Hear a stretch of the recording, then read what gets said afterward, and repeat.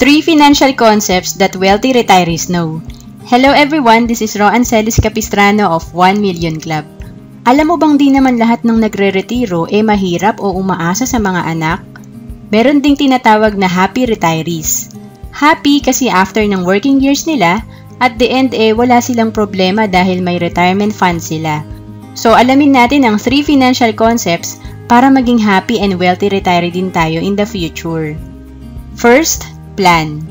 Kapag may plano ka, ikaw ang may control sa pera mo.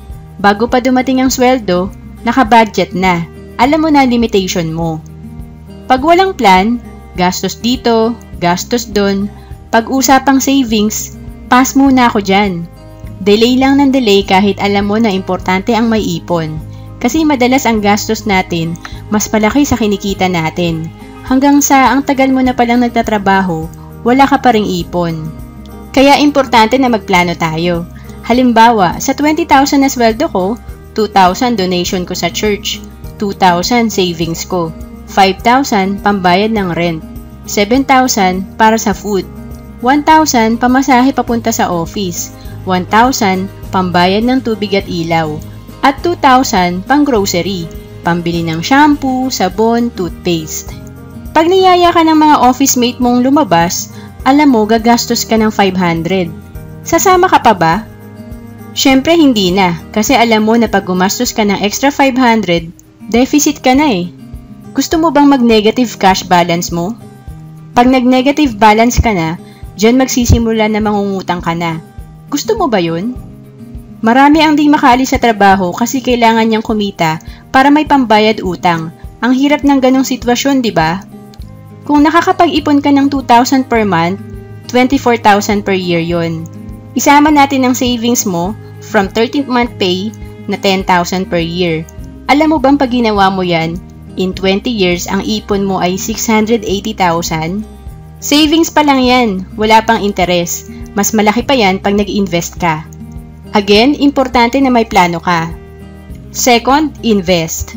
There are 3 stages of a man's financial life. Stage 1, man at work. Stage 2, man and money at work. And stage 3, money at work. Karamihan, nasa stage 1 lang. Trabaho, sweldo, gastos. Trabaho, sweldo, gastos. Nung bago pa lang ako nagtatrabaho, ganito ang sitwasyon ko. Yung kahit gaano ka kasipag sa trabaho, malungkot ka. Kasi wala kang ipon at nag-aantay ka na naman ng susunod na sweldo. Nakakapagod. Kasi sa stage na to, if you stop working, you stop earning. Kaya kung ayaw mong maiwan sa stage 1, decide to save while you are working. Go to second stage, man and money at work. Start investing. Ito yung stage na alam mo may kikitain ka from your work and at the same time, may pera ka din na kumikita for you dahil naka-invest. Ito yung habang pinagtatawanan ka ng mga kaibigan mo dahil di ka nakasama sa travel nila sa Davao. Okay lang kasi investor ka ng Cebu Pacific. Pag kumita Cebu Pacific, may earnings ka din dahil pag investor ka, shareholder ka din ng big company. Yung classmate mo nakakuha na ng bahay sa Ayala Land. Ikaw sabi ng nanay mo, bakit di ka pa kumuha? Okay lang. Di nila naiintindihan. Isa ka sa kumita nang kumuha ng bahay ang friend mo dahil isa ka sa investor ng Ayala Land. Again, mag-invest ka para you can maximize the use of your money. And third stage, money at work. Ito yung stage na anytime you can resign kasi may investment ka na kumikita for you. Masarap yung feeling na you have option not to work every day, not to render overtime, not to work 8 to 12 hours a day. Again, invest. Third, learn. Understand how money can work for you. Know the money game. Are you winning or losing in the money game? Marami nag-iipon sa bank. Wala namang masama sa savings account basta ilalagay mo lang dito ay emergency fund mo. Pero kung pang retirement mo pa yan o para sa college education ng baby mo, 10 years, 15 years, 20 years from now pa yun Pag nasa bank lang, 0.25% lang kita ng money mo. Meaning, kung may 34,000 ka in year 1, kinita niyan 85 pesos lang. Nung nag-deposit ka sa bank, nasa mall pa yan Namasahe ka, kumain ka, baka more than 85 pesos na gastos mo. So, nalugi ka agad, day 1 pa lang. Kaya importante na iintindihan mo ang value ng pag-i-invest. Di lang yan puro kita eh. Kailangan matuto tayo mag-invest to maintain the value of our money. Kasi may 5% inflation rate. To illustrate further the inflation rate, magbibigay ako ng halimbawa. Noong 2003, ang pamasahe sa jeep ay 4 pesos lang. Estudyante pa ako niyan. Noong 2013, tumaas na siya. Naging 8 pesos na.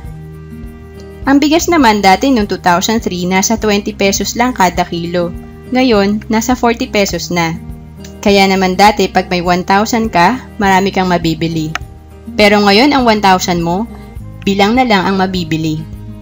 May important message here, knowing that inflation rate is 5%, dapat naka-invest ang pera mo sa facility na magbibigay sa'yo ng at least 5% para makasabay ka sa pagtaas ng bilihin. Know the effect of taxes and inflation on your purchasing power.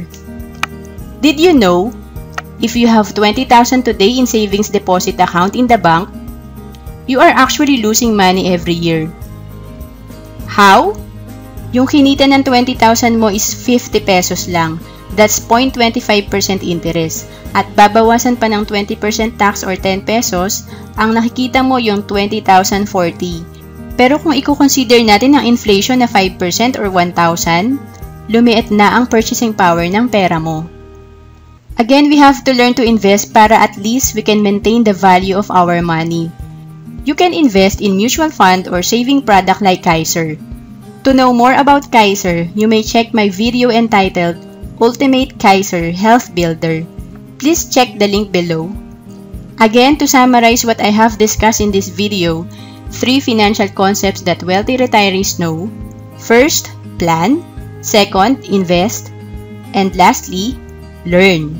I hope ma-apply nyo tong 3 financial concepts. Remember, Peng Joon said, a year from now, you would have wished you started today. For that reason, begin. Do you want to improve your financial situation? First step is to educate yourself. We are conducting free practical money management and investment strategies in Makati and Cebu. For those located in other provinces and outside the Philippines, we are conducting webinar. 1 Million Club is here to help you.